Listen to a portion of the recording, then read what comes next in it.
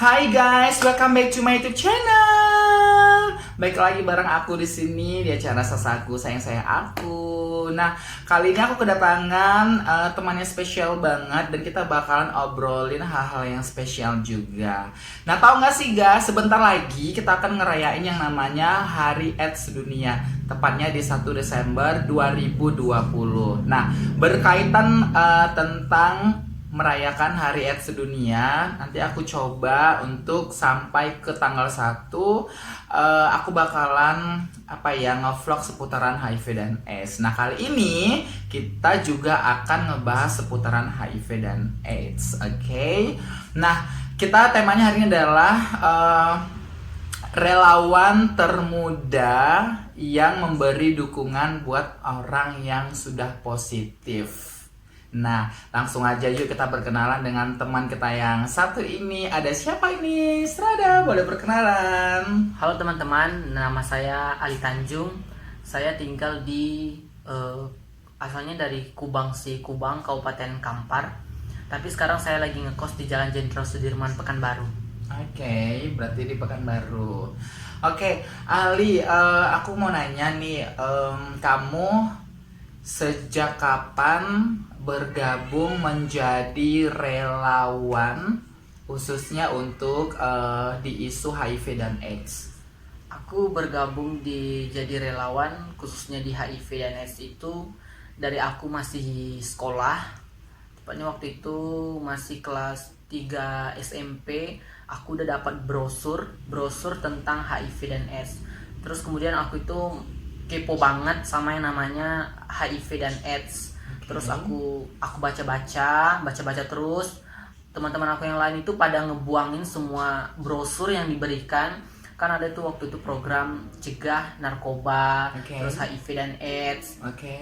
Akhirnya aku memilih untuk menyimpan brosur tersebut. Jadi di situ ada tulisan hubungi WA nomor ini gitu. Akhirnya aku coba untuk menyimpan nomor itu dulu. Zaman masih handphone Nokia ya, Android Nokia gitu. Berarti berarti dari SMP ya? Iya, SMP kelas 3 itu masih udah kepo. Nah, biasanya kan kalau anak-anak SMP itu kan belum terlalu peduli gitu ya kan dengan isu-isu seperti ini gitu. Jadi, nah itu dia makanya kan aku tadi bilangin mudah banget kan. Biasanya kalau relawan atau pegiat-pegiat itu biasanya sih udah SMA atau tamat sekolah gitu kan. Oke, langsung aja. Nah, setelah itu kamu pernah ngerasa ini enggak sih takut gitu terjun di bidang ini gitu? Secara itu kan nanti akan kayak berhubungan dengan orang-orang yang positif gitu. Awal mulanya aku itu takut banget gitu. HIV itu pasti akan membunuh kita. Setiap orang yang kena HIV pasti akan mati. Jangankan itu, terus aku tuh pun dengar dari guru, dari teman-teman, kalau kamu berteman sama orang HIV, kamu itu bakal kudisan. Jangankan itu, kamu kena air kencingnya aja kamu udah kena, minum bekas dia kamu udah kena. Nah, itu isu-isu kan. Iya, itu ibaratnya mitos-mitos yang berkembang di masyarakat sebelum Ali paham kan. Terus setelah paham tentang informasi HIV dan AIDS, akhirnya setelah aku paham tentang HIV dan AIDS, aku mulai terjun untuk menjadi relawan termuda pada saat itu. Dan maksudnya setelah kamu paham, kamu udah tahu ternyata penularannya seperti ini, pencegahannya seperti ini, jadi nggak takut lagi gitu kan. Setelah aku tahu, aku itu jadi nggak takut lagi. Iya, berarti nggak ada ketakutan, nggak ada stigma lagi. Berarti apa aja kegiatan yang pada saat itu kamu lakukan sama teman-teman yang lainnya? Setelah aku tahu penularan HIV dan AIDS dan sebagainya, aku memilih untuk mengajak teman-teman aku untuk tes HIV dan AIDS. Puskesmas itu tanpa pamrih, jadi ibaratnya relawan gitu ya. aku ngejelasin sama mereka sampai susah banget gitu ngajakin mereka buat tes HIV dan AIDS. Oke. Aku sampai bujuk-bujuk mereka ke puskesmas. Oke. Akhirnya ada yang mau, ada juga yang menolak. Itu kamu dari SMP ke sampai SMA?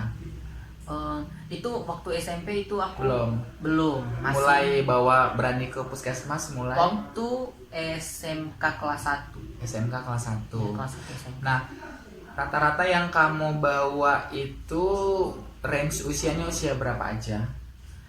Usianya itu ada yang Kisaran aja. Kisaran Dari berapa aja. ke berapa yang udah pernah kamu bawa ke puskesmas? dari yang 20 tahun Sampai ke umur 30 tahun.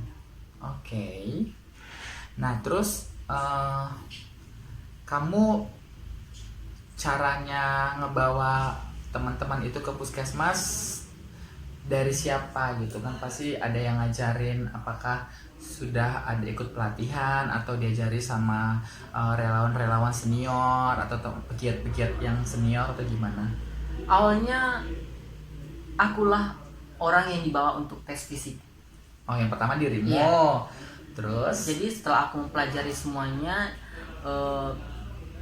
tes fisik itu ternyata begini. Awalnya kita harus pergi ke puskesmas, kemudian kita harus konsultasi dulu. Oke. Baru nanti kita mengarahkan ke labor. Setelah itu ambil darah dan hasilnya itu dibacakan oleh dokter gitu. Oke. Oh, berarti dari pengalaman pribadi, Iya. punya pengalaman, akhirnya kita tahu, terus kita menjaring teman-teman yang lain. Iya, benar. Oke. Nah, terus dari beberapa yang sudah dibawa, ada nggak kira-kira yang positif nih gitu kan? Tapi kan sebenarnya kalau udah positif itu kan sebenarnya yang tahu itu cuma dokter kan hasilnya. Cuman tiba-tiba ada dia yang open status ngaku ke kamu gitu karena mungkin dia percaya banget ke kamu. Nah, sebenarnya kalau si pasien itu kan yang open sendiri ke orang lain itu nggak ada masalah kan, nggak ada yang dipermasalahkan karena dia yang ngomong gitu, bukan kita yang kepo gitu kan. Terus ada nggak kira-kira? Itu ada beberapa orang. Terus gimana setelah kamu tahu? Apakah kamu shock pada saat itu, terkejut teman kamu positif atau gimana? Aku waktu itu pertama kali ada yang positif, aku itu shock, kaget, gak nyangka ternyata teman-teman kita HIV itu dia tidak memandang siapapun. Oke. Dan di situ aku mulai ternyata melalui tes VCT itu Tuhan masih sayang sama kita. Oke. Dari situ kita tahu bahwa kita itu terkena HIV atau tidaknya. Di situ aku udah mulai bercampur aduk. Aku sedih juga, dan di sisi lain ada untungnya juga karena untungnya kita cepat tahu kalau dia itu positif HIV, dia masih bisa minum obat, umurnya masih berkelanjutan. Dan kalau dia sampai nggak ikut tes HIV, dia mungkin udah nggak ada. Oke. Nah, jadi setelah kamu tahu ada yang positif, kamu makin kepoin ya, maksudnya, oh ya kalau udah positif langkah berikutnya apa ya, obatnya apa ya, apa yang harus dilakukan, pasti ada dong terbesit di benak kamu gitu. Yang pertama aku kasih motivasi. Yang pertama kasih motivasi buat teman-teman yang positif HIV. Karena mereka itu masih beruntung banget. Mereka masih beruntung banget pokoknya. Daripada mereka harus terkena penyakit stroke ataupun terkena penyakit jantung atau lagi diabetes dan sebagainya, penyakit-penyakit yang bisa lebih cepat membunuh kita. Dan aku tuh kasih mereka motivasi seperti itu agar mereka itu bangkit, mereka itu tidak mencoba untuk selalu merenung, atau kemudian untuk mencoba untuk bunuh diri. Yang kedua, aku bilang sama teman-teman aku bahwa aku masih mau kok berteman sama kalian.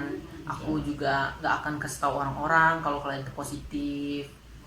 Kemudian aku bakal jelasin sama semua orang kalau HIV itu nggak ngeri kok. HIV kalau berteman sama orang positif HIV itu nggak seperti yang kalian bayangkan. Iya. Oke. Terus berarti kamu pernah juga ngebawa atau nemenin teman kamu ngambil obat di puskesmas dan akhirnya kamu juga dekat dengan pihak puskesmas, ada kira-kira?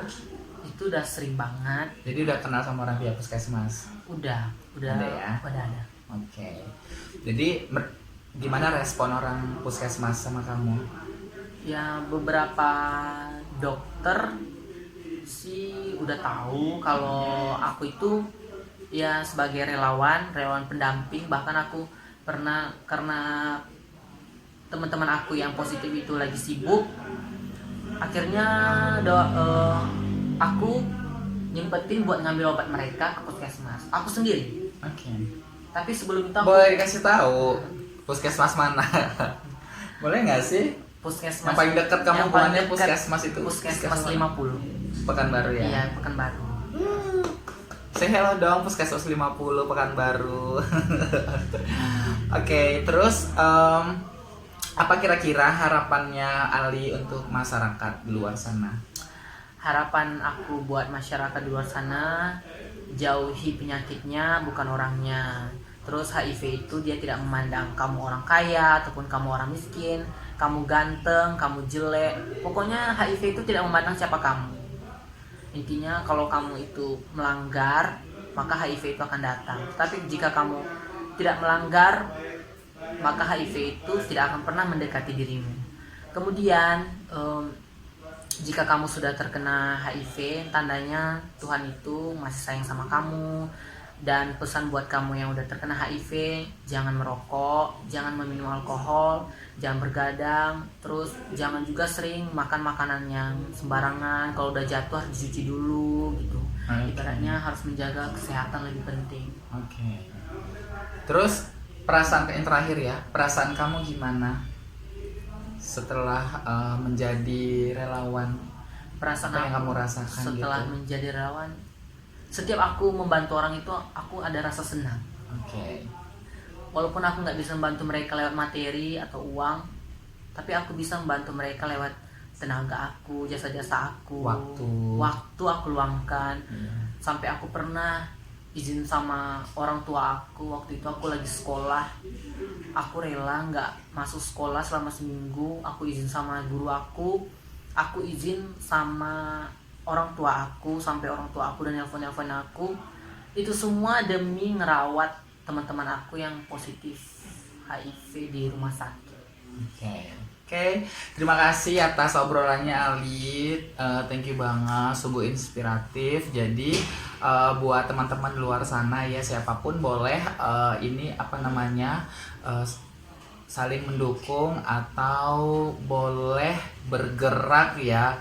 Apalagi ini untuk kepentingan kita bersama. Ini adalah tanggung jawab atau tugas kita bersama, karena bukan hanya pihak puskesmas atau pihak kesehatan atau juga bukan hanya teman-teman LSM aja yang harus bertanggung jawab atau stakeholder yang lainnya. Masyarakat juga boleh kok, kader-kader siapapun boleh untuk bergabung, bergerak ya di isu ini ya guys. Jadi ini kamu sekarang udah tamat sekolah kan? Iya, udah tamat sekolah, baru aja tamat. Dia udah tamat sekolah. Itu adalah perjalanan waktu dia sekolah dulu ya. Oke, thank you banget atas obrolannya Ali, dan mudah-mudahan Tuhan membalas kebaikan kamu. Dan juga aku berharap masih banyak orang-orang di luar sana seperti Ali-Ali berikutnya ya guys. Jangan lupa di like, comment, share, dan subscribe. Sampai ketemu di video-video berikutnya. Bye-bye.